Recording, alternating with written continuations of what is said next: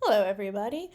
This is our last lecture on Rome and the Roman Empire because eventually, by the end of it, we're going to get to the fall of Rome and the beginning of what historians call late Antiquity.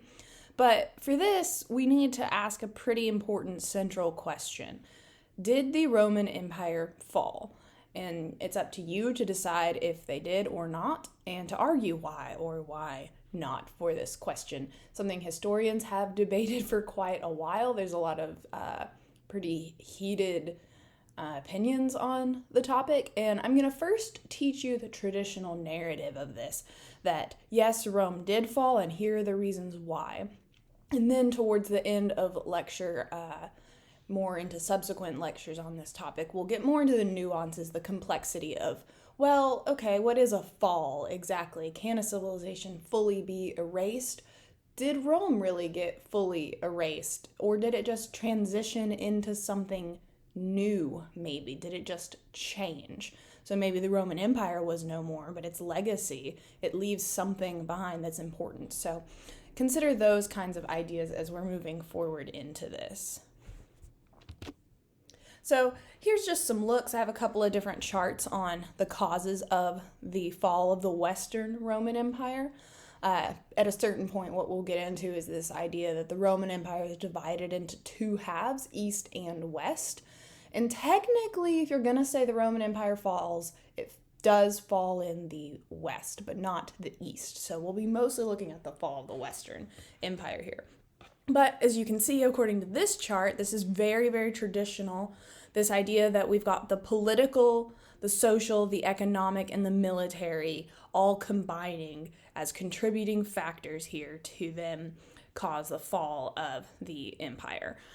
They're saying, though, that the immediate cause is going to be the invasion of the Germanic tribes that causes the fall of the Roman Empire. And these tribes will eventually kind of integrate themselves into Roman society, becoming emperors in their own right, and eventually leading to the sack of Rome and the fall of Rome officially, whereas the barbarians then come and take over Rome.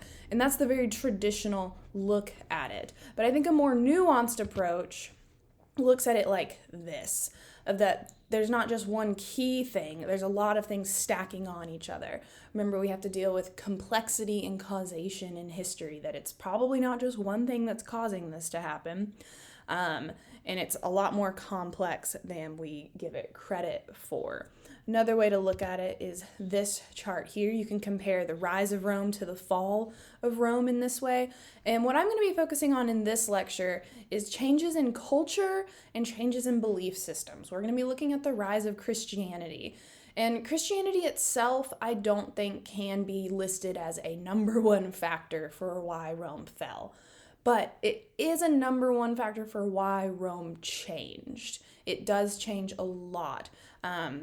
It will come in and upset traditional Roman values, traditional Roman religions, the cult of ancestor worship, the pantheon of the Roman gods, and shift towards something like monotheism, right? Shifting towards Christianity. Now people will be more devoted to Christianity than their emperors. Slowly over time, the emperors will adopt Christianity too, and they'll start working with the church as the Catholic Church specifically starts building up in Rome. And what we get over time is just think about how so much of our society is impacted by our religion, even our government, even our schools, just really so much is impacted by our religious beliefs, our religious system. So when you introduce a new religious belief and system into Rome, I mean, everything does fundamentally change in a way that you might expect. So we're going to look at what those changes are today in the rise of Christianity in Rome. So, Christianity, just some brief things about it before we get more into the specifics. It's going to present challenges to Rome. Again, people are going to start refusing to venerate the emperor as the embodiment of all Roman gods, that he is divine himself, that Christ is a criminal, right? And his supporters are worshiping a criminal. That's kind of not something the Romans like. And Christianity is compatible with Roman traditions, this monotheism, the very secretive at first. So it does pose a challenge to Rome just initially from the offset. So we're going to look into why Christianity was such a problem for Rome. But it's more just than these three things. There's a lot of complexity involved here.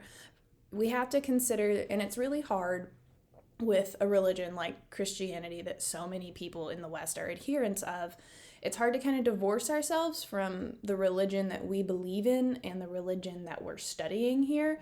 So try to do that as best as you can. Try to approach it like how you might approach, maybe you're not a Buddhist, right? We covered Buddhism. We covered Zoroastrianism. I guarantee you none of you are Zoroastrianists. So approach it like that, as something that you don't necessarily adhere to yourself.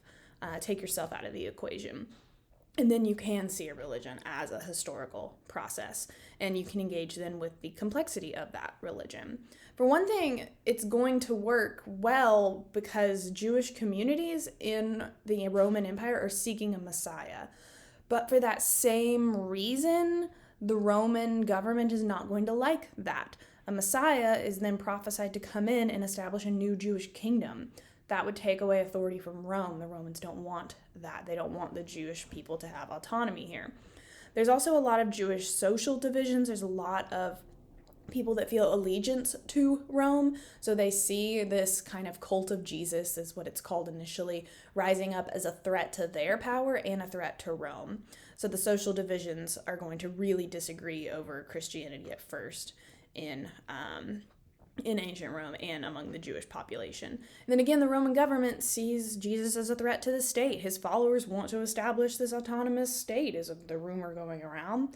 And the individual who will eventually sentence him to death, Pontius Pilate, is in a kind of a pickle. He's in a strange position where he needs to preserve peace between himself and the Roman authorities over him, between himself and the elites in the community, himself and the Jewish people in the community. So it just kind of makes the most sense to him to sentence Jesus to death. This then kind of goes back to this idea that the Jews are looking for a Messiah, and it does establish Jesus then as the Messiah. Now, later, Christianity, weirdly enough, after all of this, is going to be adopted as the official religion of the Roman Empire. That is what fundamentally changes the Roman Empire. The government initially is tolerant, they then persecute Christians, and then again will adopt them by the end of it, making the government and Christianity deeply intertwined, especially as the state starts patronizing the Christian religion. It starts working with them to the point where you can't be a politician in Rome unless you're Christian or fake it in some kind of way. Christianity's monotheism. It's monotheistic. They're not going to go into this pantheon of the Roman gods. They're going to start persecuting paganism, in fact. The emperor is no longer a god himself, and people aren't loyal to just the emperor. They're loyal to their religion. That's also going to start supplanting some issues where people are more loyal to the local level. As the government of the empire starts kind of crumbling around itself, they start thinking in terms more of the localities rather in terms of, I am Roman, right? It's more of a, oh, I'm from this small village in the south of France, basically. So we get changes to religion, culture, traditions, and even the goals of what society is working towards. And that is what erodes the Roman Empire. Those are the changes we want to look at here. So not a fall, a change from the perspective of Christianity. Now, Christianity, I'm sure many of you know this, but we're going to go over it just for the sake of it. Based on the teachings of Jesus, who could be called a Jewish preacher and teacher in what is rural Galilee in Judea. At 30 years old, he's baptized by John the Baptist, whom many consider himself to be a prophet, kind of foretelling the arrival of Jesus. And then he starts traveling around the region, and he starts teaching, and he starts healing and performing what we would now call miracles. And he starts gathering quite a following to the point where he has 12 disciples that follow him and support his work. But while he's gathering followers and attention among the people, he's also doing the same thing with the government. They're paying attention to him. A good example of that is when he starts attacking merchants and moneylenders in the temple. To him, that's defying the purpose of a temple, right? To have people changing money, a bank basically, in your temples, in your church. That would be weird. To the Romans, that was very normal. Even to many people in the Jewish community, that was normal. But it's seen as an attack on the state when he does that. He's dangerous, right? So he's arrested for seditious political activity and eventually crucified. The followers of him will then claim that he is resurrected 3 days after his death. He rises to heaven and he promises to return again to judge the sins of the living and the dead. And that if one believes in him, they will then have eternal life in that salvation.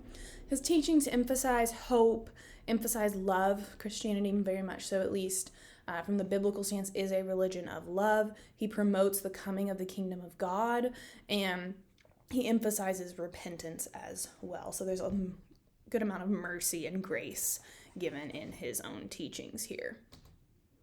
But we have to deal with the complexity of, okay, why was he so seditious, right? Why does Pilate actually condemn Jesus? Well, Pilate's in a position where he is the ruler of Galilee. He rules Galilee as a client king for the Roman Empire. So he's really just doing what he's told to keep the peace with the Roman Empire. He has to maintain peace with them. Currently, it is Passover, and when Jesus does his ceremonial entry into Jerusalem on Passover, which is a very big Jewish holiday, Pilate's kind of worried about keeping the crowds down that day. People see that as actually not a humble submission on Jesus's part. From the Christian point of view, it is. But from the Romans' point of view, it's actually an elite power grab. There are prophecies that foretold that someone would do this and then take power for the Jews, and they are really worried about that. So the elites arrest Jesus and turn him over to Pontius Pilate. Again, Pilate sees that there's a religious festival going on, kind of like how any festival can easily get out of hand in a mob mentality sort of way even today. He realizes that he needs to keep the peace with this festival going on. So something does need to be done about this Jesus guy. So he wants to keep up good relations with the elites who do hate Jesus. He wants to maintain good relations with his boss, Herod, who also isn't really interested in any of this anyway. He just kind of wants it out of his lap. He sends Jesus to Herod because Jesus is a resident of Galilee. He is not Roman, which means he does not have the right to a specific Roman style of trial.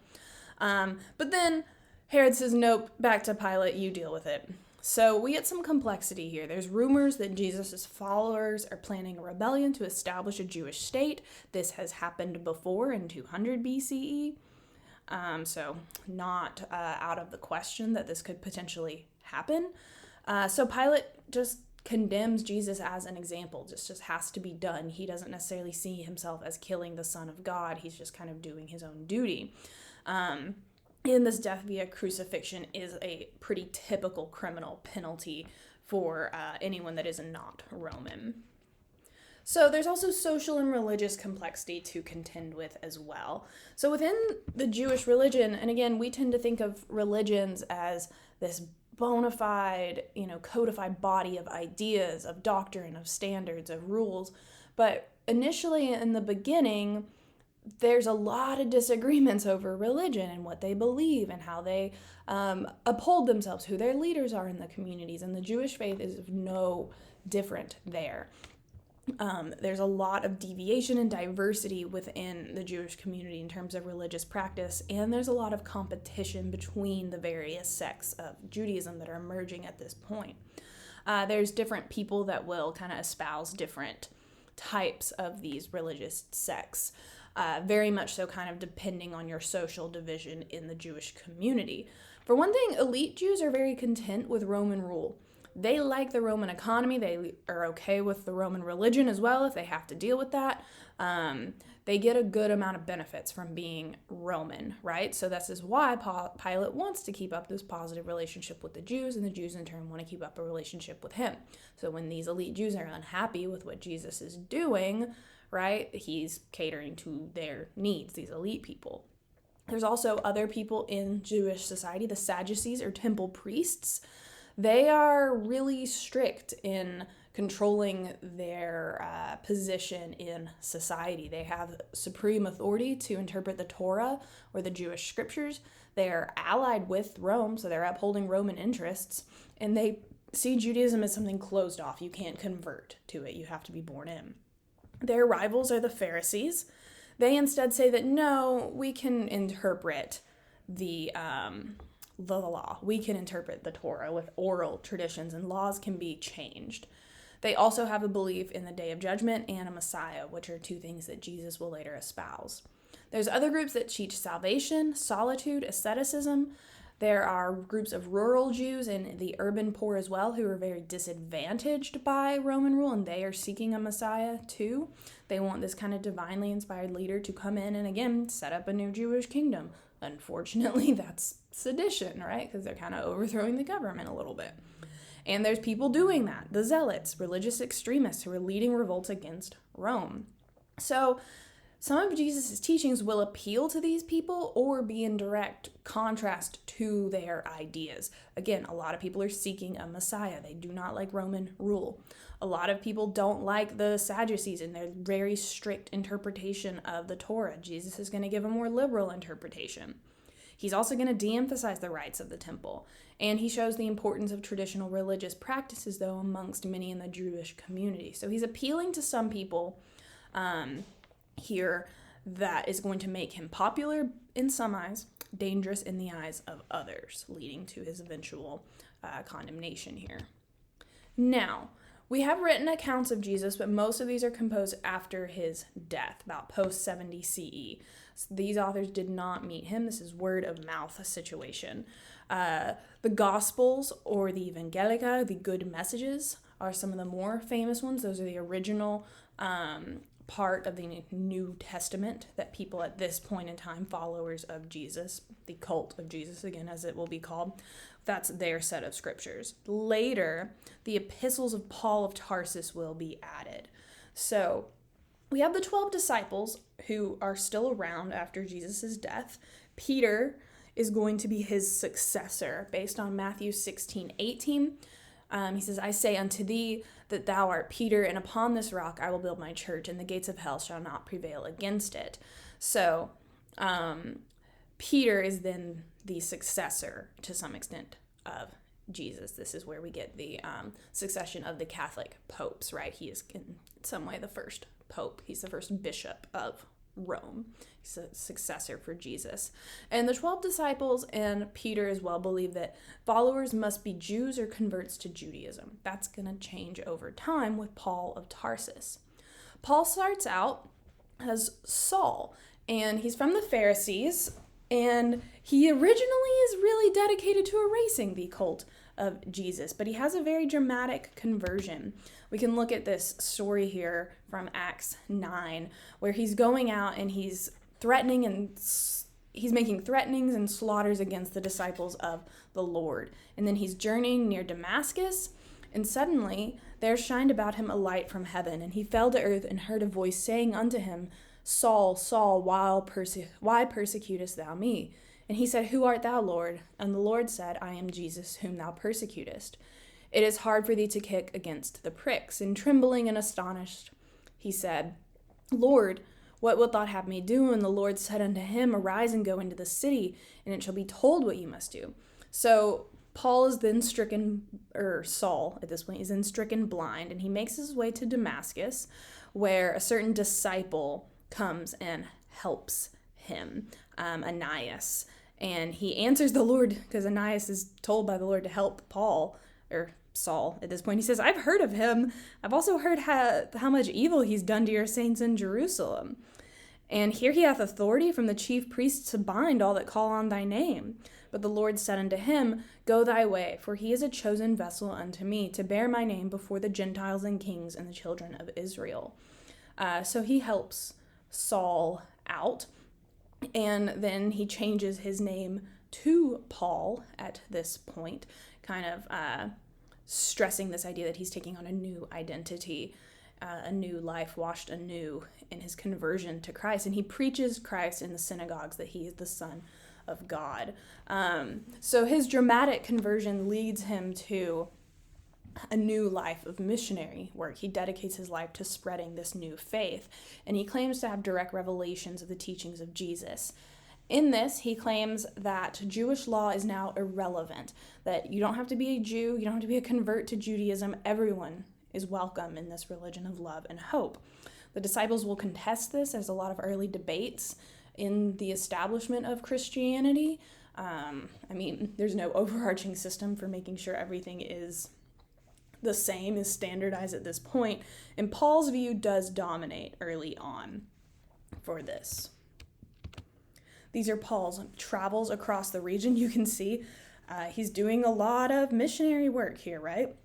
This is partially how the Mediterranean is Christianized, because of what Paul is doing. So if we look at the Bible, the books after Matthew, Mark, Luke, and John, the beginning of the New Testament, right, we have things like the Acts of the Apostles, the epistles to the Romans, the epistles to the Corinthians, yada, yada. Those are Paul's letters to these places, instructing them in Jesus' teachings. So he spreads Christianity mostly to the Greek-speaking regions here, and he forms a new community of believers, ecclesia, or assembly in Greek, which the Latinized version is church.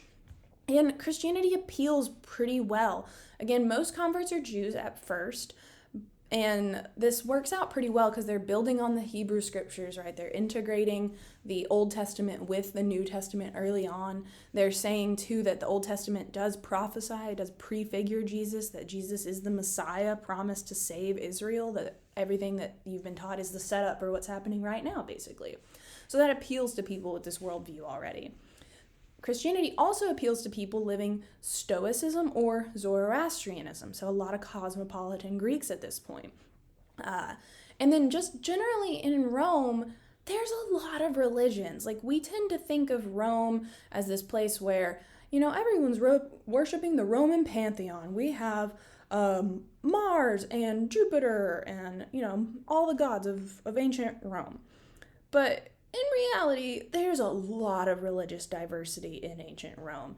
A new religious cult kind of springs up every day in ancient Rome, so it was not unheard of when the cult of Jesus sprang up and a lot of people started following it. That's why it was tolerated at first. No one really cared. And mystery cults were really common. We have the cult of Isis, the cult of Mithras, and a lot of these emphasize similar things to what Christianity does. They also are practicing similar rituals like baptism, stressing the rebirth of the individual. But Christians are instead saying, no, we want to form a community, and that really appeals broadly. People want that organization. And they're appealing to a broad range of social classes, to the point where they gather enough groups together that by the 2nd century, we get a little bit of organization going on. Not across the board, but in larger communities, we have bishops, priests, and deacons. And women are actually leaders in the early church. There's no bar against what women can do in the church here. So that appeals to women who were denied access to leadership positions in other religions and cults in the region. So with the Roman state here, first of all, a lot of Christians are Jews at first. There's a weird fluidity going on here with this new religion taking place. And Jews are protected by Roman citizenship. You can see this in the fact that, Jesus was not a Roman citizen, therefore he didn't really get a fair trial. Paul is a Roman citizen, so he's later put on trial for treason, but he's processed by the Roman judicial system. We can look at that here in the prosecution of a Roman citizen. We can see that they decide, hey, you have a hearing when your accusers arrive, right? Because you are from a Roman region, you're a citizen. This piece also records the judicial procedure. So people come and say their case against Paul to the governor. He hears them out, and then the governor mentioned to Paul to speak. So then Paul gets a chance to defend himself here. Also importantly, from the Christian perspective, we get some beliefs of Christianity kind of listed out very briefly. He does make the case that Christianity is an offshoot of Judaism. He talks about, he says, I admit this to you, that according to the way, which they call a sect, I worship the God of our ancestors. So, hey, I'm worshiping the same God as you. All good. Or I have hope in a God. I have hope that they themselves also accept that there will be a resurrection of both the righteous and the unrighteous. Don't you also believe that? He's saying. He says that there's a lot of similarities between our two religions. And he also declares, right, that he believes in a resurrection and he believes in a God of hope. He espouses justice, self-control, and future judgment. So we get some idea, too, about the early beliefs of Christianity. Now, this They do maintain their protected status Jews because they're not required to offer sacrifices to an emperor. And they do have, a lot of Christians will go under this kind of early prosecution here, like what Paul had, a very fair trial, basically. But Christians are still seen as suspicious. They have what is called love feasts, which are basically like a celebration of the communion, just kind of a reenactment at this point of the Last Supper. And I mean, if it's a Christian religion based on love and community, they're calling it a love feast because they're coming together to celebrate love and hope and the resurrection, right? But if you just heard that someone was having a love feast, think about what you would assume about that dinner. And you're correct, because that's what the Romans thought was going on, too, with the Christians. They think this is really illicit and kind of weird. And as debaucherous as the Romans are, they see this as, like, going way too far. The Romans also see the early Christians, as worshipers of a political insurgent, a condemned criminal. They're also meeting in secret, which, like, oh, are they planning future rebellions here? So they're labeled as political insurgents. Early Christians will also encourage women and slaves to hold office, so against these social convictions of ancient Rome. And again, they're indifferent at first. They just see this as another strange mystery cult, pretty tolerant at first, but over time, as it gathers speed and as it starts actually threatening the Roman religion, we're going to see changes here. And you can see these changes on the document Pliny on the Christians. So here Pliny's writing to the Emperor Trajan to discuss, like, hey, I'm dealing with a lot of trials against Christians here. Am I doing the right thing? Because I keep having to, conduct these trials increasingly, so I just want to make sure all good. So he outlines the procedures against Christians. He says, I interrogated them first. If they confessed, I interrogated them again, and a third time, threatening them with punishment. If they persist, you're executed. So if you're a Christian, you're not going to give up your ways. Sorry, you're outie. But you can be pardoned or exonerated those who denied that they were or had been Christians when they invoked the gods and words dictated by me, offered prayer and incense to wine in your image. So if you say, nope, I'm sorry, I won't be Christian, I'll pray to the emperor, I'll make offerings to the Roman gods, they are then discharged. Other people maybe could then also say, like, I was a Christian, but now I'm not anymore, that I worship your image. And then some people are worshiping the images of the emperor, the statues of the gods, and Christ. So showing that fluidity, that adaptability, the true dynamics of religious belief, that it can be many things at once for certain people. That religion isn't necessarily this kind of black and white thing on the books. There's adaptability going on. But we have to ask, like, why does the government even care? Well, Christians aren't worshiping the emperor, right? That's going to kind of be a big impact on his imperial authority, on the traditional conservatism that Romans believe is upholding their empire. I mean, even though we have the fall of the Roman Republic, those values that the Roman Republic espoused is very much so entrenched in Roman society throughout the imperial period.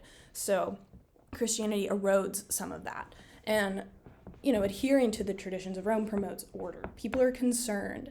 For many persons of every age, every rank, and also of both sexes, are and will be endangered. For the contagion of this superstition has spread not only to the cities, but also to the villages and the farms.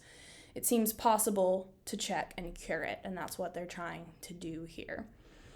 We also get in this document a kind of example of how Christians are worshiping at this point. It talks about they meet on a fixed day before dawn, sing responsibly to a hymn to Christ, bind themselves by an oath to not commit crime, fraud, theft, adultery, so they have a moral code going on here, not to falsify their trust, nor to refuse to return a trust when it's called upon, and then they depart and then later come together back for food. They're making, again, the case here, ordinary, innocent food, not a love feast, right? So we get some ideas, too, about not just the persecution or interrogation of Christians, but Christian worship in and of itself here. Now, while Christianity's rising on in the background, we've got to sidestep here for a second, because the emergence of Christianity coincides with the empire's pretty dramatic period of growth and expansion. Because of that, we're going to get some problems, because they're going to, like every empire, stretch themselves way too thin. So they're expanding rapidly, which is going to lead to decentralization. The Romans are really trying to cling to what Augustus did with his government system, but his system was based on a centralized authority, and the reality is that the empire isn't centered on Rome or even Italy itself anymore. It's just way too big. There's too much diversity going on. Multiple environments and geographies, each has their own needs and challenges in the localities that isn't being met. There's a lot of ethnicities, cultures, and political systems that are just not being united either. And as more people are becoming Roman citizens, they're going to demand Roman rights and the life that Romans live. So that's put more demands on the imperial administration, putting more resources into the provinces to build cities, to govern people, to maintain communication, etc., that isn't then going into Rome. So they're stretching themselves way too thin here. They're also, as they're getting bigger, getting more borders. They have few defensible borders because of this. They're just way too big to defend themselves properly at this point. Stick a pin in that. That's what we're going to come back to when we get into the barbarian invasions later. The Roman government currently is in a kind of crisis. The government looks kind of peaceful initially. There's good peaceful, transfers of power, because there's a custom that an emperor does not use his own male heir. He will then instead pick someone who is most qualified, or pick someone and start training them. So those peaceful transfers of power kind of makes it easy to overlook the problems of government that are going on in the provinces until Marcus Aurelius breaks this custom and his son Commodus takes over, which, yes, incredibly unfortunate name. Commodus is, like his namesake, just terrible, right? He lacks the capacity to rule. He's not really trained. He starts withdrawing from wars, which makes him really unpopular because it alienates the army and the citizens simultaneously. He takes a lot of power from the Senate, and he's unpopular with them. And he starts conducting himself kind of like a barbarian, which the aristocratic culture of Rome just doesn't want to see in a ruler. He'll dress up as a lion. He will go and participate as an emperor in gladiatorial combat, which is not done, simply. And going back to the cutthroat nature, right, of Roman politics, he's duly assassinated. After this, we get a civil war and succession crisis, kind of like the rivalry of the generals before the Augustinian era in the Republic, or at the end of the Republic.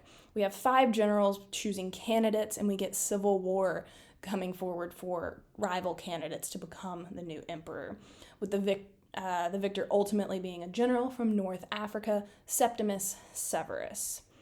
So Severus is going to reveal just some changes in Rome through his own person, through his rule. For one thing, he's from the localities. He is not from Rome. He is from North Africa. He's from a province. And that's not uncommon. Like Emperor Trajan, he was from a province. Hadrian was from a province as well, and they both felt like they were Roman.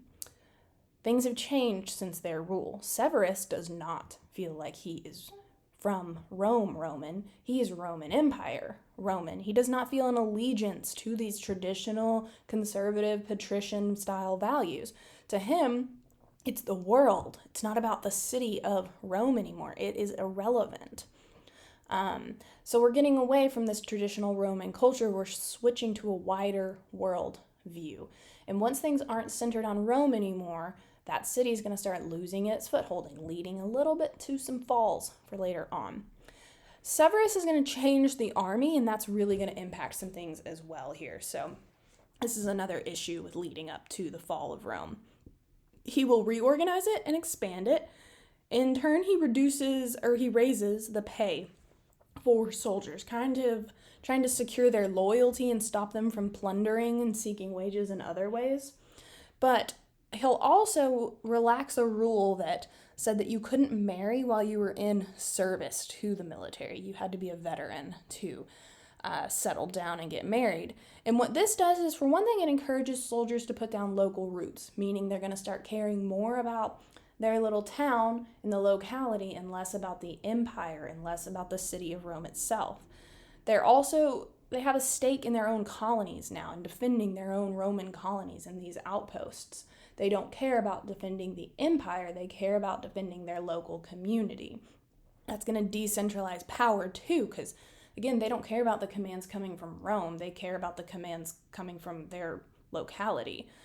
Soldiers are also going to be really reluctant to move with their legion. They want to stay where they've put down roots. So this kind of makes what some historians call the domestication of the army, and it's making them less effective. There's also succession issues with Severus's sons within this dynasty. A lot more murders keep happening, assassinations. One of them that survives initially before he's killed extends rights of citizenship to the whole empire, which really causes some problems because now people just get citizenship. They don't have to work for it. They don't have to adopt Roman values or culture or politics. They just are Roman. This is going to lead to some unrest and warfare going on in Rome. Specifically, this is called the 3rd century crisis. We get a lot of barracks emperors, meaning basically military commanders that come into power in Rome. I think there's about 25 to 26 of them in this period, and they're supported by their legions, their armies.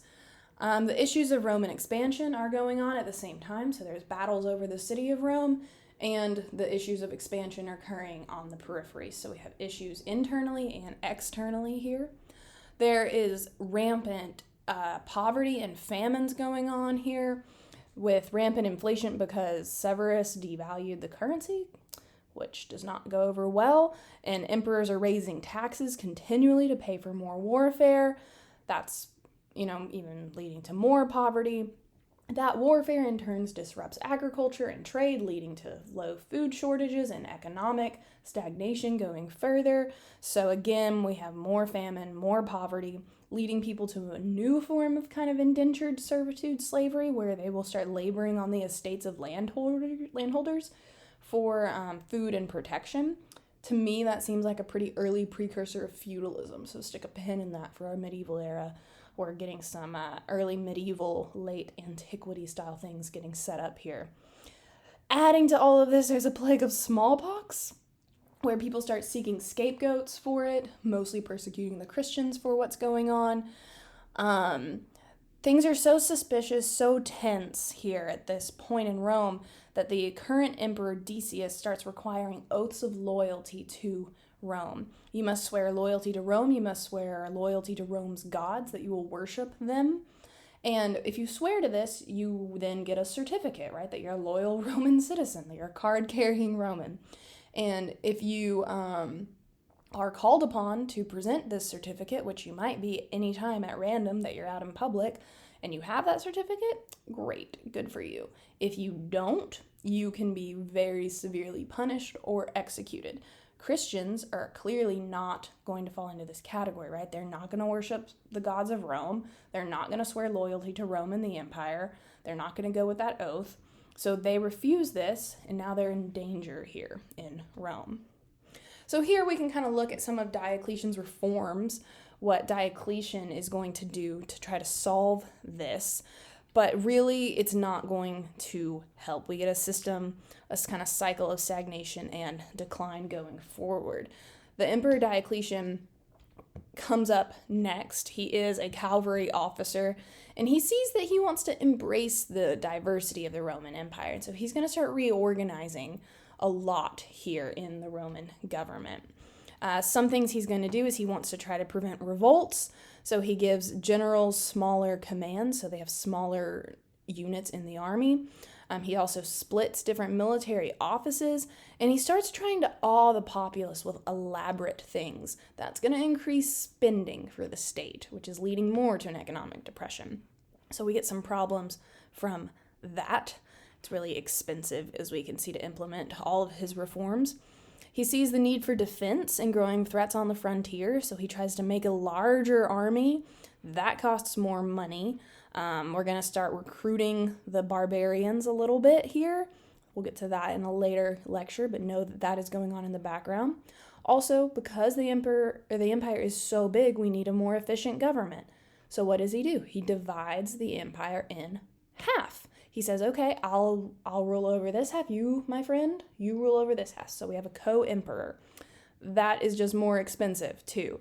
So Really, he raises taxes, he increases bureaucracy, people stop trying to pay their taxes, there's less job security, the economy is not very stable, right?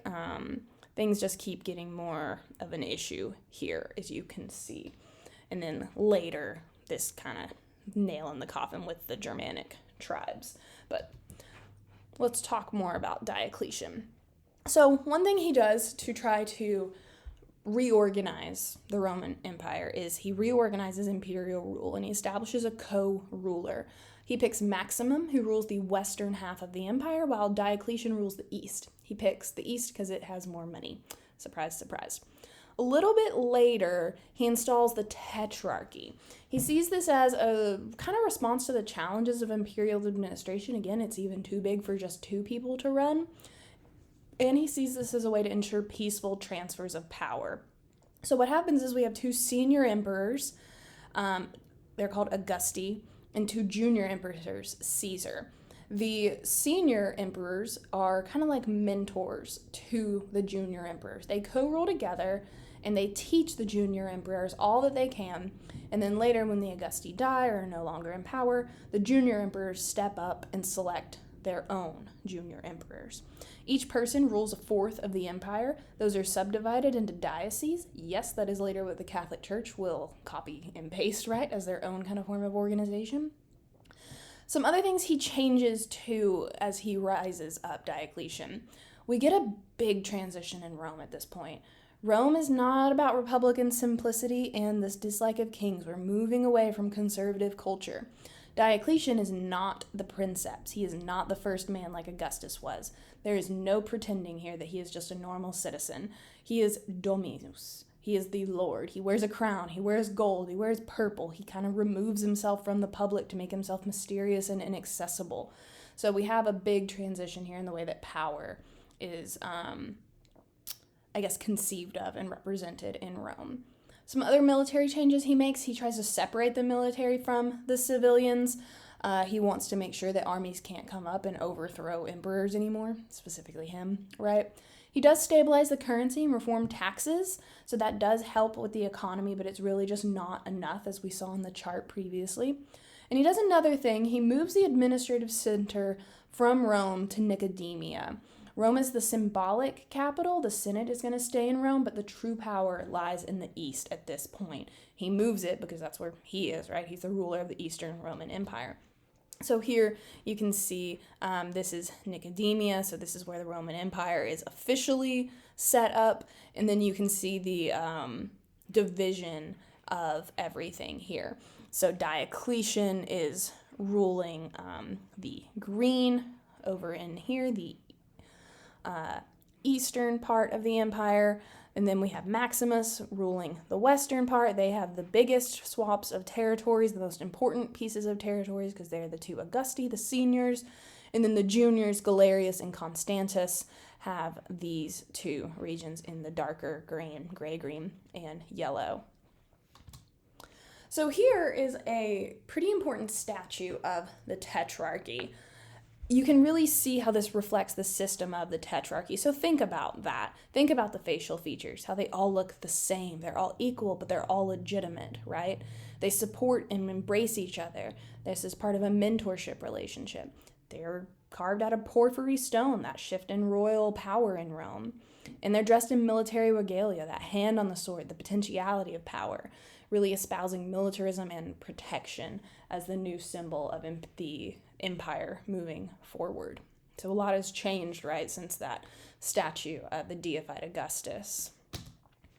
Now, Diocletian is one of the main emperors who actually, for all of his emphasis on unity, actually really tries to suppress subversion. He sees any subversion, anything that could attack the traditional culture of Rome, as opposition to the unity he wants to espouse.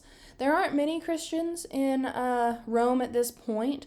In the West, there's like 5% of the population, and in the East, a little bit more with 10%.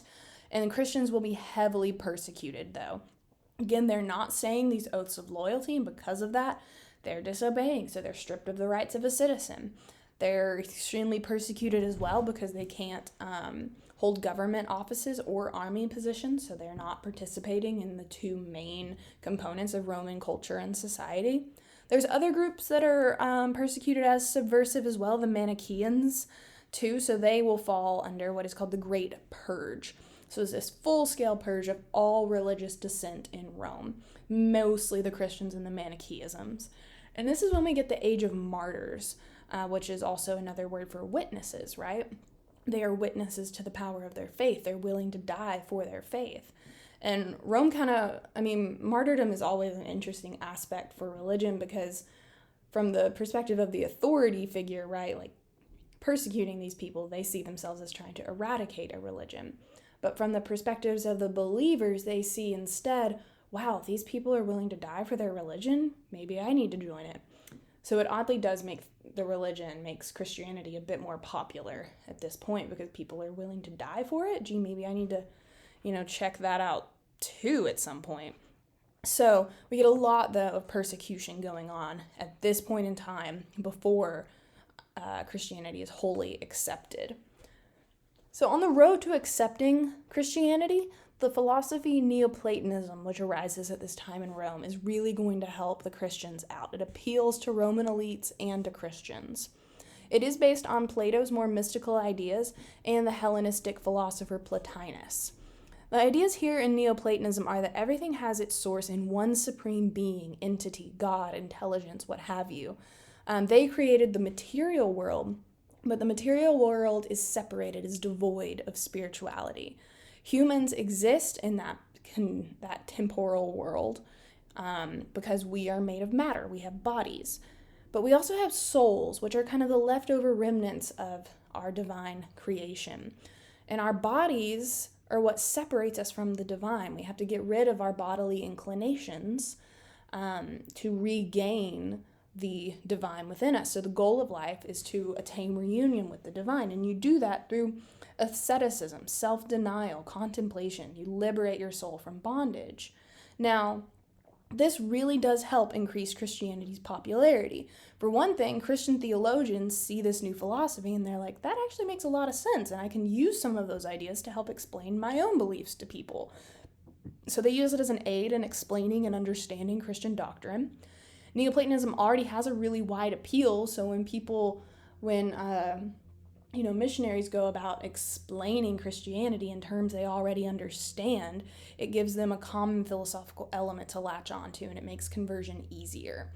It also denies the traditional religions of the Romans, so it's not about ancestor worship or devotion to an empire, things like that. It's about devotion to just the internal divine.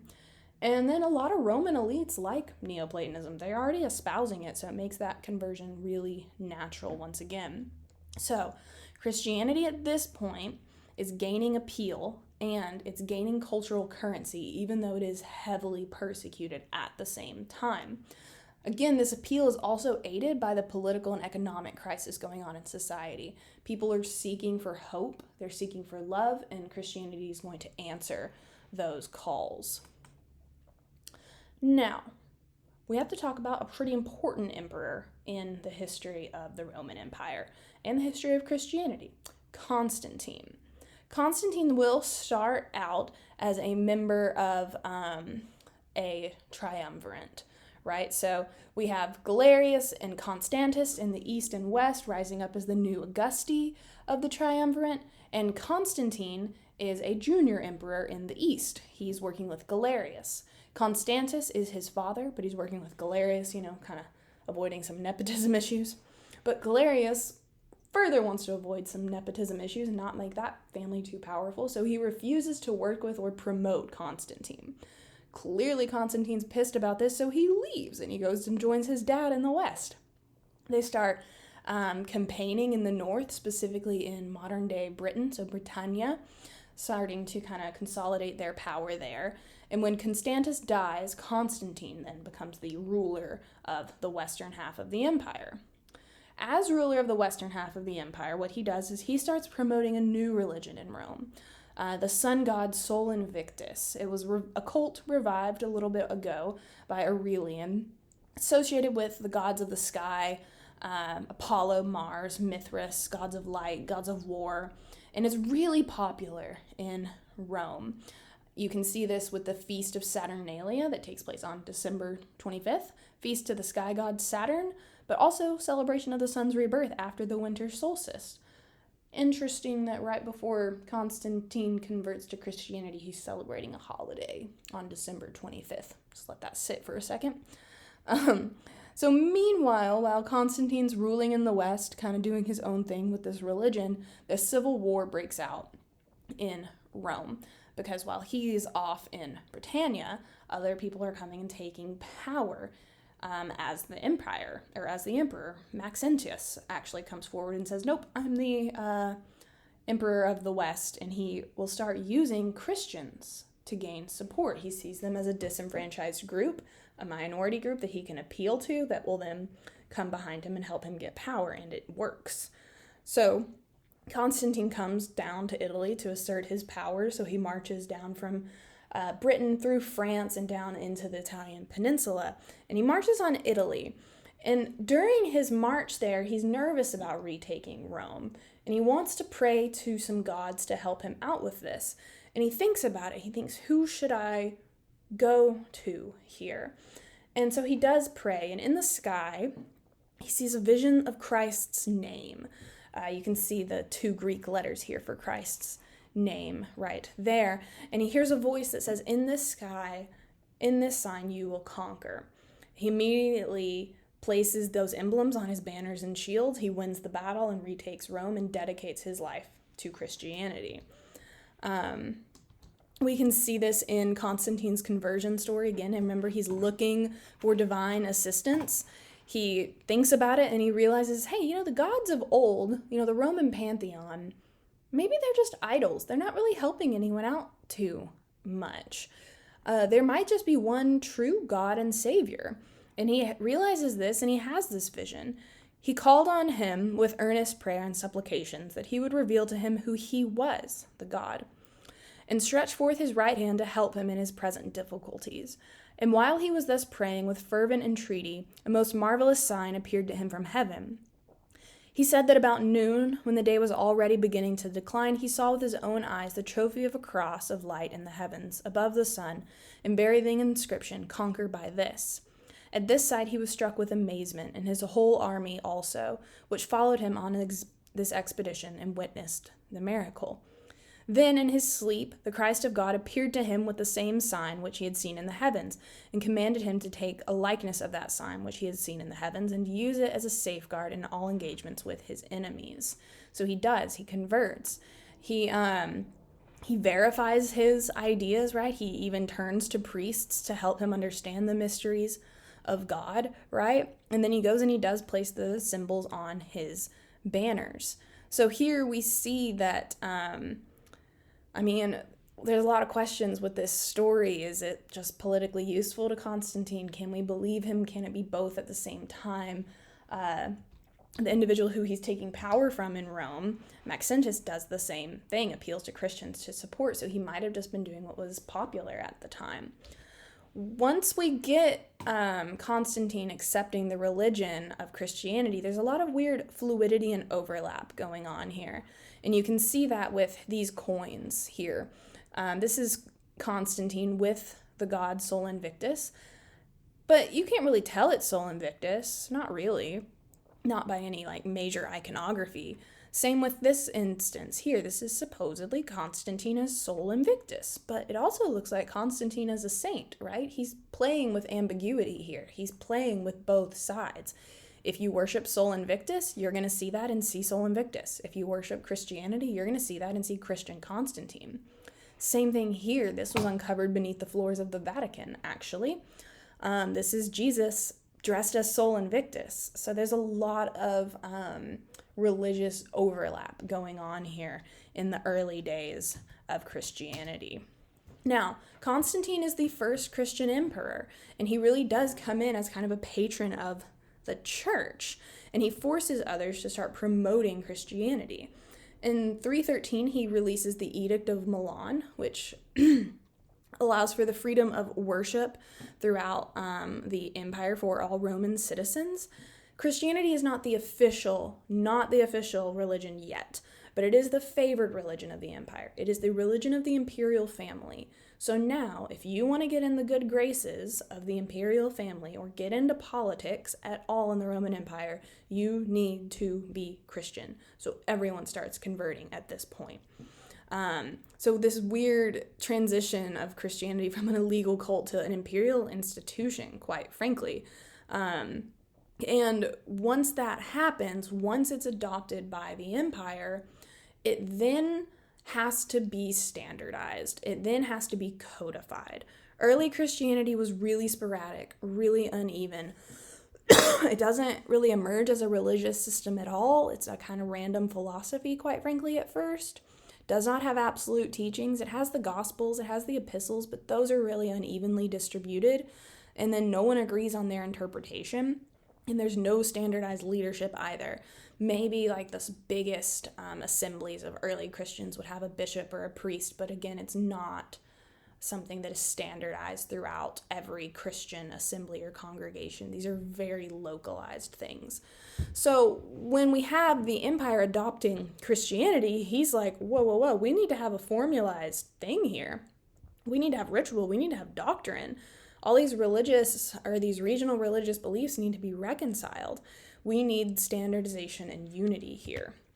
So we get new developments within the church hierarchy. It's very much so modeled on Roman administration. You can see that actually modern day or Catholic churches as basilicas, that's actually a Roman word for a Roman office of government.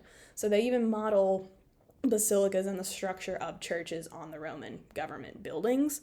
They also model their administration on Roman administration. The basic unit of Roman administration is the city, so the same thing is going to happen with the church, where a bishop is in charge of a city and they supervise everything. The more important or larger your city, the more important that bishop is. So you could be a metropolitan, or you could be a patriarch if you're over a very prestigious Christian community. So some of the dominant cities here that are Christian communities that are competing at this point are going to be Rome, Alexandria, and Constantinople. And people are concerned, where should the capital of the church be? A lot of bishops are going to say, nope, it needs to be Constantinople. That's where the empire is. That's where the Emperor Constantine lives. It should be there. Other people say, nope, it should be Rome. This is where Peter and Paul were martyred. Peter is designated as Christ's earthly representative on earth. We looked at this earlier. Upon you, my rock, I will build my church, right? And all of the bishops of Rome are Peter's successor. Also, with the emperor in Constantinople, there's less interference from the emperor in Rome, so there can be a little bit of separation between church and state. But the divisions that this creates really starts setting up a schism, a division between East and West in the Roman church here. There's also not just trying to standardize hierarchy, we need to standardize belief. There's a lot of disputes over, the government, but also doctrine. If you don't have an overarching system, if you don't even have a legitimate Bible at this point that's standardized, no belief is standardized, basically. Constantine wants to clarify. He wants to standardize doctrine, so he really pushes for it. So we have a new emphasis on orthodoxy, or correct teaching.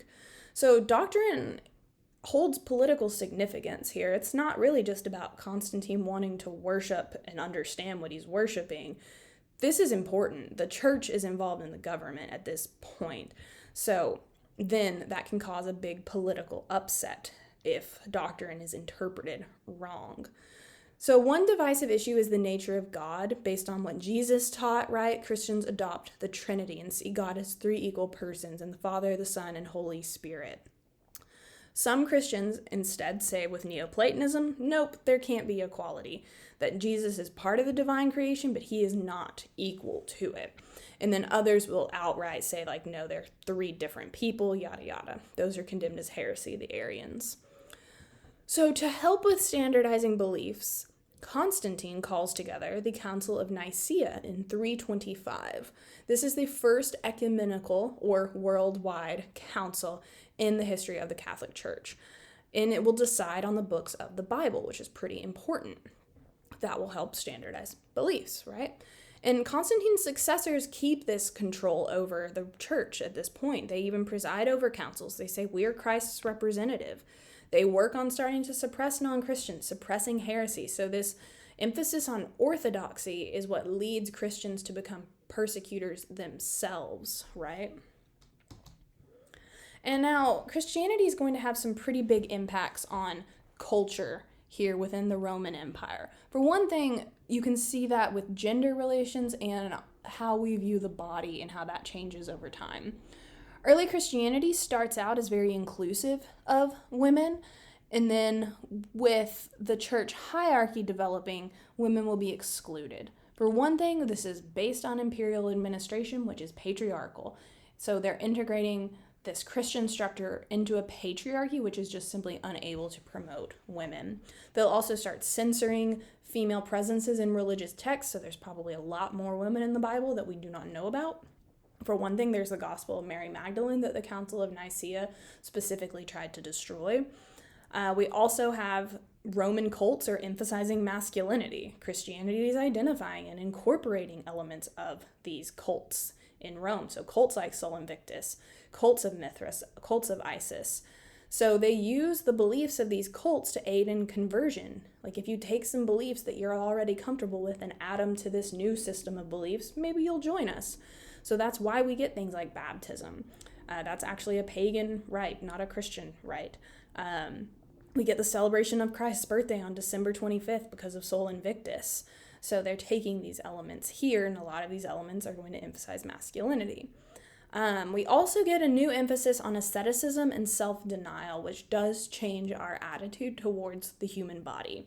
So Christians early on celebrate the body as God's creation. There's no kind of denial of bodily pleasure. There's an emphasis on the resurrection and on our bodies as something to be celebrated and loved. Now, enter in Neoplatonism, which says our body is terrible and that it is actually stopping us from communing with the divine. We need to liberate our soul from our body. Also, with less martyrdom after Christianity is legalized, Christians now need a new way to kind of show their devotion and set themselves apart from Roman society. So they start using asceticism and self-denial. That is now the best way to prove your holiness, your piety, your adoration for God. So you renounce the flesh. You renounce things like overeating, basically, indulgence, slothfulness. You renounce sex even. And there's a lot of female association with these acts. Women prepare food. Women are caretakers of the home. Clearly involved for sex as well, right? Virginity and denial is then preached as the highest standard of good, and we get a lot of values of celibacy. This is also a way that Christians start identity formation. They set themselves apart from Romans. They say, no, we don't engage in all of that frivolous, disgusting feasting in a vomitorium. No, we don't go to gladiatorial games and watch people get killed. No, we don't just engage in frivolous sex for the fun of it. No, we are pure people. We are celibate. We are this, you are that. So it's part of identity formation and group control simultaneously. They're controlling behaviors within their group. So if we look at Christianity in the Roman Empire, we get a lot of changes over time.